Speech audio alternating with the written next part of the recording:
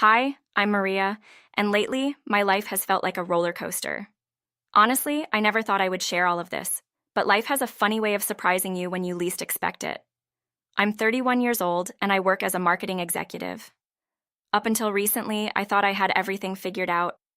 Just over a year ago, I married Paul, my college sweetheart.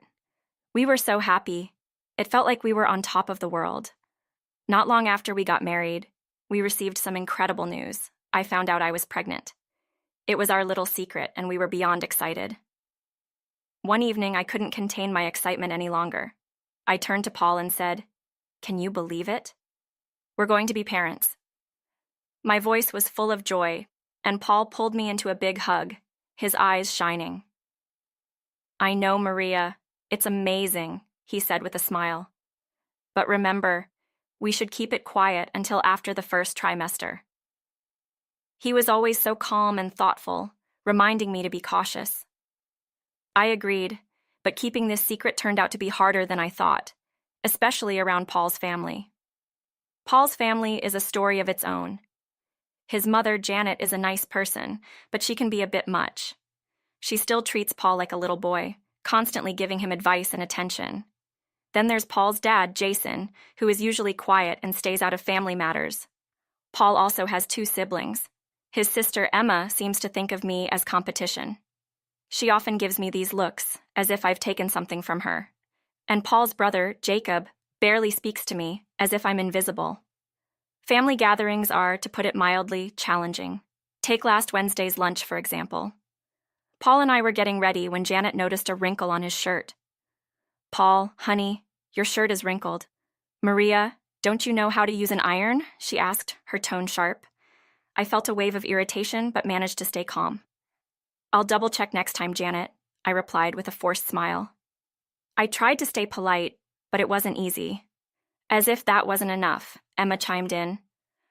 "Oh, Maria, don't worry. Not everyone is meant to be a homemaker," she said with a smirk. I could feel my blood pressure rising, but I refused to let them see how much their words bothered me. Later that evening, I called my best friend, Angela, to vent. "If Janet makes one more snide comment about my housekeeping, I'm going to lose it," I groaned. Angela laughed on the other end of the phone.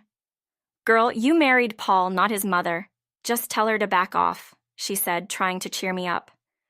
"I wish it were that simple," I sighed. "Paul hates conflict, and I don't want to make things worse. But it's so hard sometimes." Despite everything, I knew I loved Paul, and I wanted to make things work. But between being a wife, a soon-to-be mom, and dealing with Paul's family, I felt like I was drowning under everyone's expectations. Angela always knew how to be the voice of reason. "Maria, you need to stand up for yourself, especially now that you're having a baby," she told me. I knew she was right, but the thought of speaking up made me feel sick. Of course, it could have been the morning sickness too. As the weeks went by, it became harder and harder to keep the pregnancy a secret. One night, Paul and I were lying in bed, and he looked at me, his eyes filled with both excitement and nerves. "Maria, I think it's time. Let's tell them about the baby at the family dinner next week," he said, his eyes searching mine. I hesitated. Part of me wanted to keep our happy news just between us, safe from Janet's judgment and Emma's jealousy, but I knew we couldn't hide it forever. "Okay," I said, trying to sound confident. "Let's do it." But even as I said it, I couldn't shake the feeling that this announcement would change everything. Little did I know how right I was, or just how wrong things would go. The day of the family dinner finally arrived, and I was a nervous wreck. I spent hours cooking, hoping to impress Janet, though I knew that was probably a dream. Sure enough, as soon as we sat down, Janet had something to say. "Maria, dear, the roast is a bit dry. Did you forget to baste it?" she asked, her voice sugary but sharp. I forced a smile. "I'll keep that in mind for next time," I said, swallowing my frustration. Then, as if that wasn't enough, she added, "And that dress, is it new? It looks a bit tight, don't you think?" Her eyes drifted down to my waist, and I felt my face heat up. Just then, Paul cleared his throat. "Actually, Mom, we have some news," he said. My heart pounded as he glanced at me for support. "Maria and I, we're having a baby." There was a brief silence, and then everyone reacted at once. Jason, Paul's dad, smiled, which was rare, and Jacob mumbled a quick congratulations. Emma, on the other hand, looked like she had swallowed something sour, but Janet's reaction was the one that took my breath away. "Are you sure, Paul?" "How do you know she's not making it up?" Janet said, her tone icy.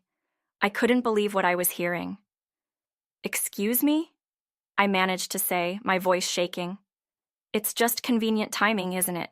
Janet continued, right as Paul's career is taking off. Paul looked genuinely confused. "What are you talking about, Mom?" Emma jumped in eagerly. "Remember when Maria was so adamant about birth control? Funny how that changed," she said with a smug look. I felt their accusations crush me, and I couldn't hold back anymore. "That was over a year ago," I protested. "We decided together that we were ready for a family." But the happy moment was gone. Paul looked uncertain, doubt creeping into his expression. Janet suddenly stood up, her chair scraping loudly. "If you're really pregnant, prove it," she said, her words cutting through what should have been a joyful announcement. I was left standing there, feeling more alone than ever. "You want me to prove I'm pregnant?" I repeated, my voice trembling with shock and anger. "You want me to take a test right here?" Janet narrowed her eyes. "Don't be crude, Maria. A proper blood test would be fine," she replied coldly. I turned to Paul, hoping he'd step in, defend me, and tell his mother to stop. But instead he looked torn, glancing back and forth between Janet and me. After a long pause, he said softly, "Maybe it's not such a bad idea, Maria, just to settle everyone's doubts." My heart dropped. How could he even consider this? How could he take their side instead of mine? "This is crazy. I'm leaving," I said, feeling a mix of frustration and sadness. I turned to go, but before I could make it to the door, Janet stepped in front of me, blocking my way. "If you walk out that door, we'll all know you're lying," she said, her voice sharp and accusing. "Get out of my way, Janet," I said, my voice rising. But suddenly, everything changed. It all happened so quickly, yet in slow motion. Janet's hand shot out, pushing me backward. I stumbled, desperately trying to catch my balance. I saw Jacob reaching out to grab my arm, but he was too late. I tumbled down the stairs, my world spinning before everything went dark. When I opened my eyes, tears rolled down my face as I replayed what had just happened. Janet's cold expression, Emma's smug face, Paul's hesitation, and Jacob's failed attempt to catch me. It all swirled in my mind, filling me with a sense of betrayal I had never felt before. As the ambulance rushed me to the hospital, one question filled my mind. Was my baby okay? And even if everything was fine, could I ever trust my husband or his family again? When the ambulance reached the hospital, I was taken straight to the emergency room. Doctors and nurses were all around me, speaking quickly in medical terms I couldn't understand. The only thing I cared about was whether my baby was safe. I felt terrified and helpless, hoping for good news. Hours later, I woke up to the steady beeping of hospital monitors. A doctor stood beside my bed, smiling gently. "Mrs. Thompson, you're awake. I have good news. Your baby is safe. You're both going to be okay," he said. A wave of relief washed over me, but it was quickly replaced by anger as I remembered why I was there. This was supposed to be a joyful time in our lives, a celebration of our growing family. Instead, I had been forced to defend myself against accusations from the very people who were supposed to be my family. I glanced over and saw Paul standing by my bedside, his face pale and filled with regret. "Maria, I'm so sorry," he whispered, but his words felt hollow. How could he apologize now, after allowing his family to doubt me, after standing by while I was hurt? I turned away, realizing that things would never be the same. In that moment, I knew I'd have to make some tough decisions about who I could really trust and what kind of life I wanted for myself and my child. This wasn't just about my baby's safety, it was about protecting our future. "I don't know what happened," Paul began, but I cut him off. anger bubbling up. What happened? Your mother pushed me down the stairs. That's what happened. He flinched. Mom says it was an accident. She was just trying to stop you from leaving. Before I could respond, my best friend Angela rushed into the room. Maria! Oh my God, are you okay? She turned to Paul, her eyes full of fire. And you? How could you let this happen? It wasn't. I didn't. Paul stammered, but Angela wasn't having it. Save it, she snapped, silencing him. She turned back to me, her voice soft now. I'm here, Maria. Whatever you need. Paul looked at me, then stepped out of the room to get some air. As soon as he left, I filled Angela in on everything that had happened. Her face grew darker with each word. We're not letting them get away with this, she said firmly. Just then we heard voices in the hallway. Janet and Emma were talking.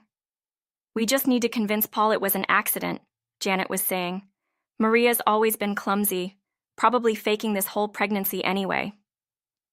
Angela's eyes widened, and without a word, she pulled out her phone and started recording their conversation. As their voices faded down the hallway, I felt a new resolve inside me. Enough was enough. Angela, I need your help. We're going to fight back, I said, feeling stronger with each word. Over the next few hours, we made a plan. Angela managed to get a nurse to give us copies of my medical records, which showed clear evidence of my pregnancy and injuries consistent with being pushed. We should get statements from the hospital staff too, Angela suggested. They can confirm your condition when you arrived. I nodded, but hesitated. What about Paul? He's been texting me, full of doubts, clearly still believing his mother. Forward them to me. It's all evidence, Maria, Angela said, her eyes determined as she gathered everything we needed. I took a deep breath and made a call I never thought I'd have to make. Hello, is this the office of Carol Baker? I need to speak with her about a domestic abuse case. Meanwhile, Angela returned, looking triumphant. Got it all. Medical records, staff statements, and that lovely recording of Janet and Emma plotting. I took a deep breath, feeling the weight of everything settle around me. Angela, I've made a decision. I'm leaving Paul.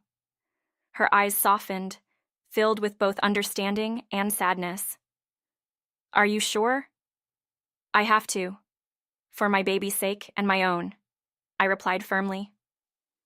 Just then, Paul walked back into the room, looking conflicted. Maria, can we talk? Mom wants to come and apologize, he said, looking at me with pleading eyes.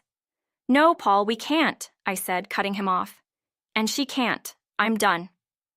His face fell, clearly not expecting this. What do you mean? I mean I'm leaving, I said, my voice steady. I watched the shock spread across his face, but I didn't feel any doubt. I had to protect myself and my baby, and that meant leaving behind anyone who didn't have my back. I can't be part of this family anymore, Paul. It's not safe for me or our child, I said, my voice firm but filled with sadness. Maria, please, we can work this out, Paul pleaded, looking desperate. Angela stepped in, her voice steady and strong. She said her piece, Paul. Respect that. Paul looked at both of us, stunned, then slowly left the room, looking like he'd been hit by a wave. As the door closed behind him, I felt a mix of emotions, sadness for the life I had imagined, but also relief. I knew this wouldn't be easy, but for the first time in days, I felt a flicker of hope. I turned to Angela, taking a deep breath. What now? She gave me a determined smile. Now, we get somewhere safe. Then we make sure they face the